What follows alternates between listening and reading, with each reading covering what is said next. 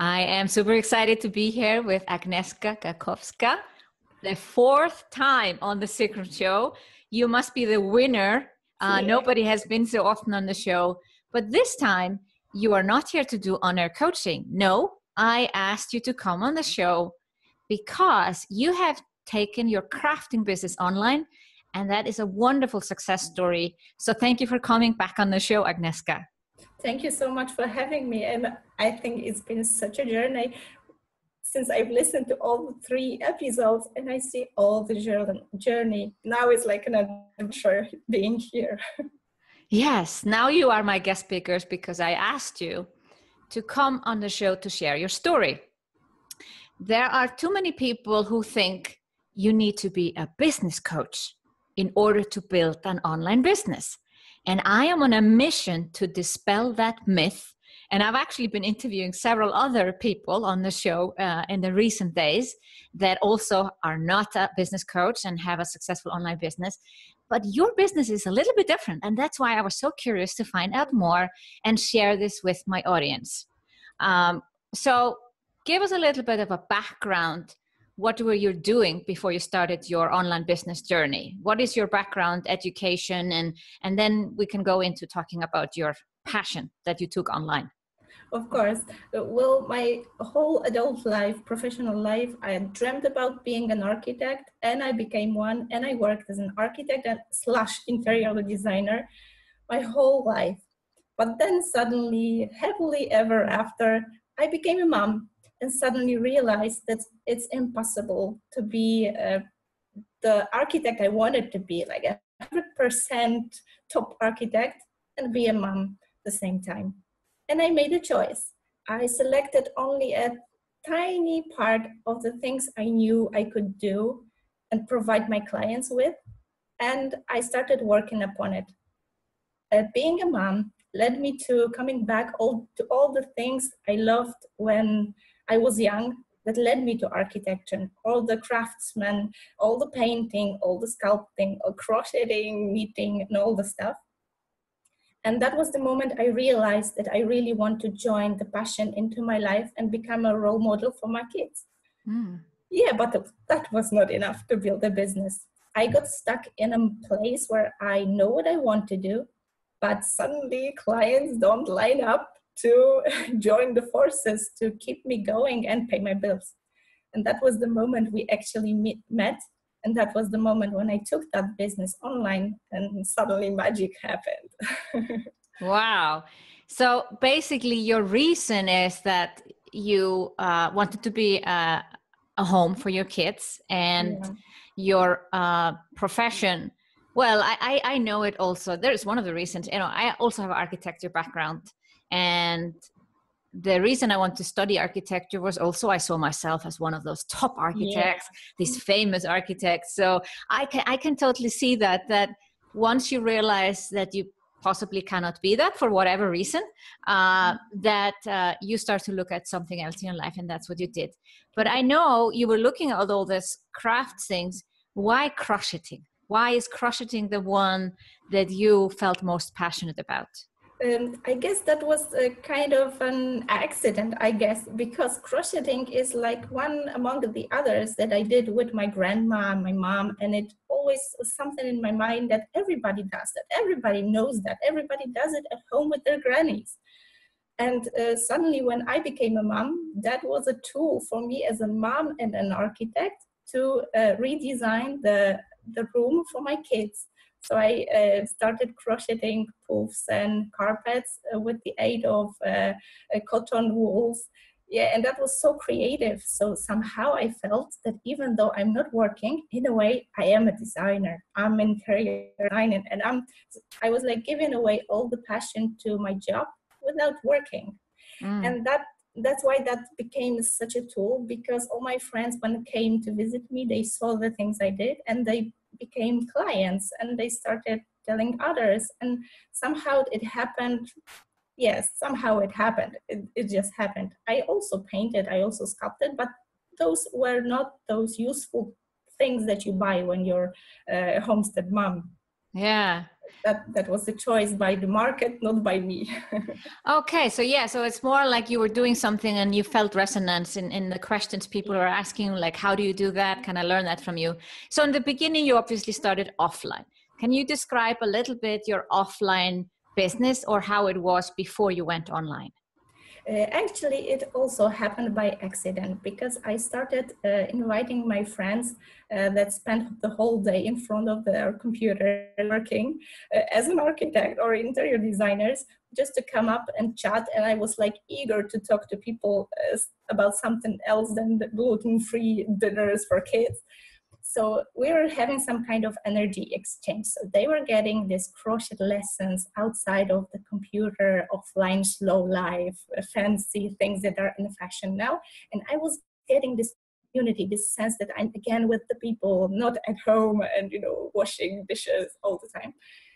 And suddenly after, 1 year or 1.5, I wake up at this position where my husband, getting back from work, was shushing in the other room with kids, and me with the wine and with the crochet stuff with the friends and the friends of their friends and friends of their friends whom I didn't know at my home. And one day he actually set up my business. He said, okay, you have to take it outside the house to some cafes or restaurant, wherever, but not in the house. So actually he started the business. So I set up a simple web page. I guess that was a Facebook business page, just to set up meetings. And that's how it started. And there were so many people coming that suddenly I realized that I have to charge for that, because all I did was giving kids to my husband, getting out of house, getting coffee, cakes and crocheting, and getting nothing out of it. And that was the moment I realized it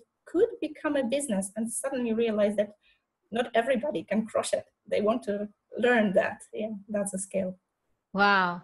So you started to do like meetups. So would you then do your workshops? So what happened next? Okay, this was kind of an organic, and I love that you described that process, because I think a lot of business owners, especially in the crafts and arts, go through a similar path until you realize you start to charge for it. But then when you started to charge, did you then have evening workshops or weekend workshops, or how did you move on? And how did you advertise the workshop? Was it still all organic, or did you start to run Facebook ads? Those were the times that it happened totally organic. So Facebook was totally different then. So it turned out that I didn't charge, but one day, I realized that people bring me chocolate, coffee, things that they want to pay somehow, but I don't have the price.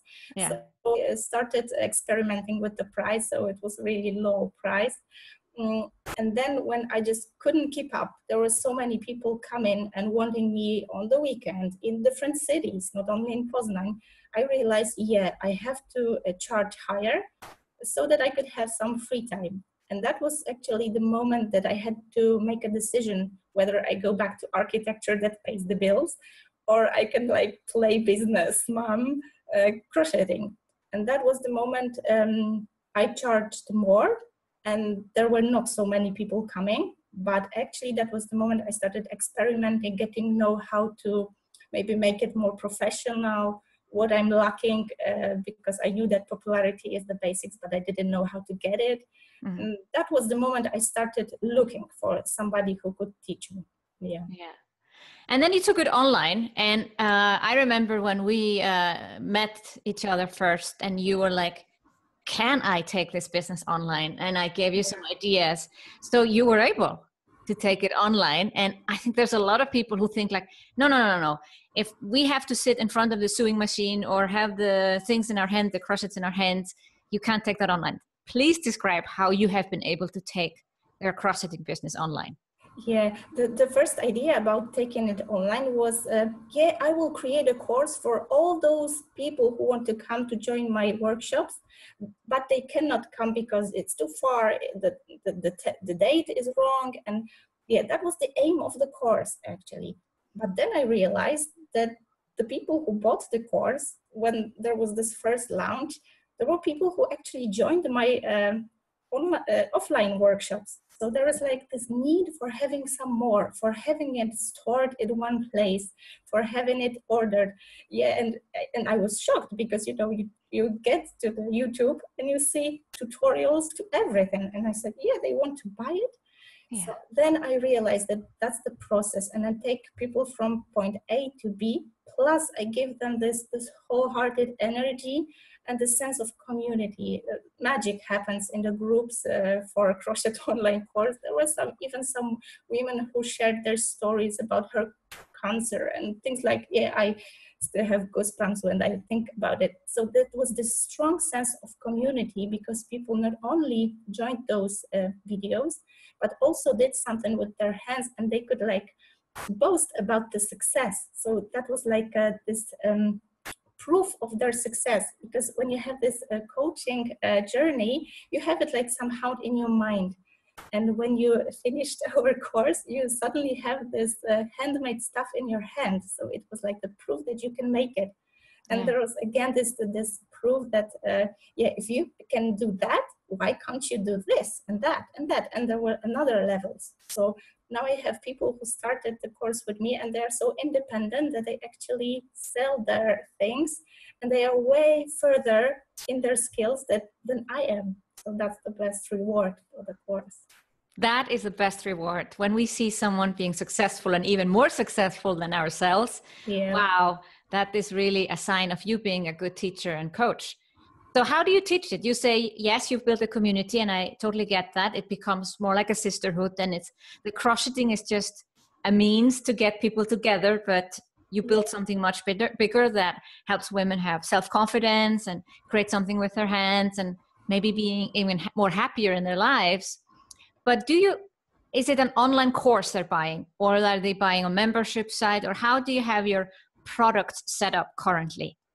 So for now, it all started with one course, but by doing that, I made the best proof that you can do business with things like that. And yeah, I have to admit that the price is really low, so I have to have a lot of courses just to, you know, pay the bills. Yeah. And that was one moment that I realized that those who did the course, they are not actually my next step clients. So in a way, I don't have nothing more for them. They are finished. Mm. And that was the moment when I actually continued my offline workshops, and people who joined, they were mainly women, but they were mainly craftsmen. They were coming to crochet workshops, but they were sewing, they were doing things with felt, with painting, with sculpting, all the other craftsmen, like branches, so to say. Yeah. And there was this one moment when actually we had this on our coaching, and I was thinking about masterminding with them. And during one of those masterminds, we said, okay, so if we had crochet course, why don't we have macrame course and other courses? And that was like this moment, okay, so I don't have to do all those courses and become, you know, the person who knows all the branches of handmade craft. Yeah, I can have a team and we can do it together. And that was this idea of creating a team so that we could have many online courses for other branches of handmade. Mm-hmm. But another step in this journey would be to take those artists one step further in being entrepreneur, because many of them, they just do it as a hobby, as a side thing. Yeah. Apart from their day job. They're like, yeah, it won't pay the bills. Yeah.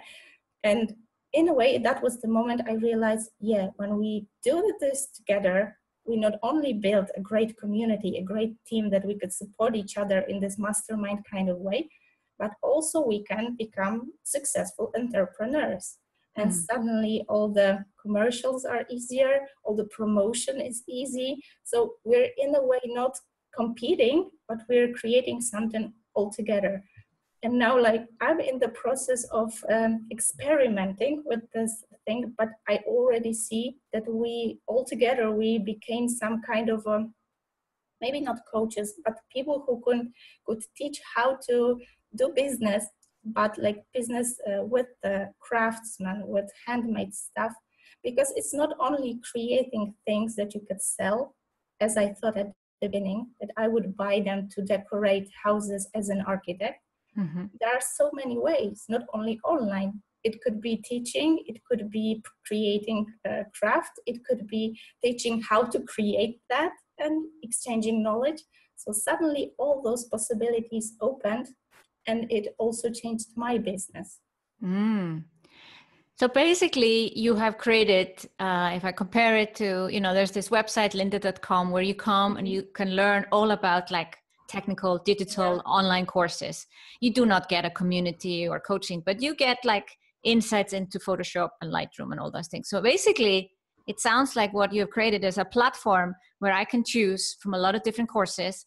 And as we know in your business and also in the region you are in the world, the prices are not going to be high for those courses. And generally, if I want to learn crocheting, I'm going to pay something for it, of course, but it's not going to be same as a business education. Exactly. So you need a lot of traffic, but you get that traffic because you have so many other options and not just crocheting. I think that is the pivoting point that you've had in your business, that, hey, I can have other courses and I can work with these people, but you are the leader because you have already gone the way. You are 2-3 steps ahead of them and they do not have the same knowledge as you. And then you can take this to the next step and help them sell this, whether it's an e-commerce site or offline or teach other courses. So it's been really wonderful to see that change. Do you feel like there's almost like there's a tipping point every 6 months in your journey? Yeah, it is. And suddenly I feel this responsibility, because at the beginning that was only about me, and now it's about the team. And somehow I feel it's way easier because we created macrame course in SOMBA summer school. It was 6 weeks and it's a great success. But on the other hand, I see that there's no such things as, you get tired and you put it up on the shelf on a half year. No chance. Now you've got the space that you have to keep up with. Yeah. Yeah, so there are so many downsides, but there are so many upsides that it keeps you going. Now when it started, I feel that's like the journey of my life and I won't stop. So it's like being on a mission now. Yeah, it must be connected to your why. Why are you doing all of this? Yeah, I feel that I am a role model to my kids now. I grew up in a house where both my mom and my dad were solopreneurs, and I saw the ups and the downs and the downfalls, like financial downfalls that were really down. But I also see the upping of their egos and growing as people.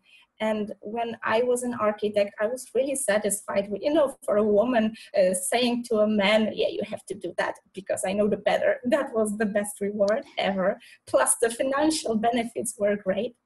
But there was this moment when I became mom. I said, okay, I don't grow as a person at all.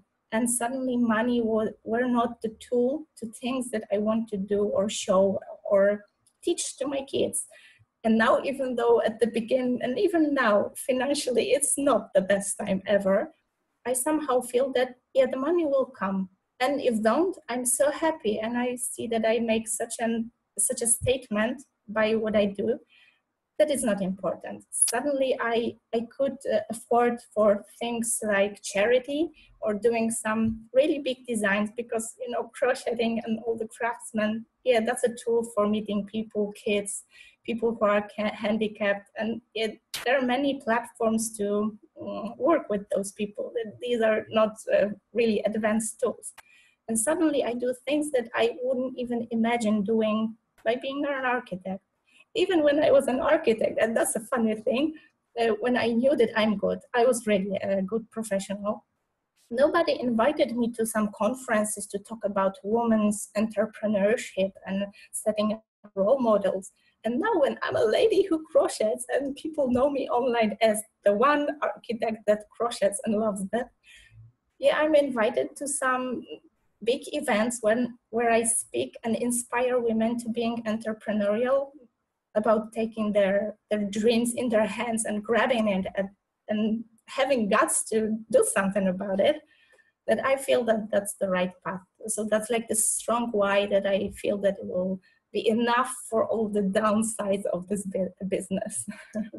Yeah, I love that you are also not sugarcoating it. You're not saying all is good and this is dance on roses. You are speaking to the truth that entrepreneurship is a roller coaster ride. I say always it's the biggest personal development journey you go on. Yes, it is. Yeah. And you know, it takes time to figure everything out. Building a business takes time, and you'll figure it out. Your motivation is so strong, and I can see it. We see you on the video. You are so happy. You are in such a happy place. You know you are changing lives. You're changing lives. And I feel the support. Even when I was an architect and earned a lot, my husband was always a support. But now when I have this time that, for example, today, he took kids ice creams because he knew that it's important for me. And I feel his support, even though that sometimes he laughs about me. Yeah, you needed this studying abroad and Berlin stuff just to be a lady who crocheted. But I feel that he's proud and my kids are proud. And when I talk about it, I feel so very proud. So yeah, it gave me this this chance to meet professional life with private life, and it somehow overlaps in a way that I wanted it to be. Yeah. Not like, you know, having this day job and then you're off and you're at home and you're a different person. Somehow even the times where everybody relaxes during Christmas and I'm just thinking about the next lunch because that's okay with them because they feel it's important and I feel really happy about it. Yeah, so it gave a lot of energy to family as well. Yeah, we can feel your energy, and you describing your family, we can feel their energy too. So it's been really wonderful to watch your journey, Agnieszka. It's taking something, having the courage to take something online where most people say that doesn't work, and then figuring out a completely new business model that wasn't even in your mind before, and you just organically have figured this out. And your next stage will be to make this super successful also financially, but it's just every step of the way. And I know you'll get there because you are already a role model inside the SOMBA community and a true role model for the women that you're impacting through your business. So wow. Thank you. That's really a lot hearing that from you. So that really, thank you. Well, I thank you for coming on the show and sharing your story, Agnieszka. I know this interview will also inspire a lot of women who possibly do not yet believe in themselves. Yet. Yeah, exactly. Yeah, I even prepared this text. If you create handmade design and put it into drawer, stop dreaming and start acting. So I dare you to follow the lead. And if I could do it, then you can do it. Yeah, I'm not really professional about craftsmanship, and I did it, right? So you can do it. So if you're there listening to that, you have to take it, grab it, and own it. And you have to make business with your passion.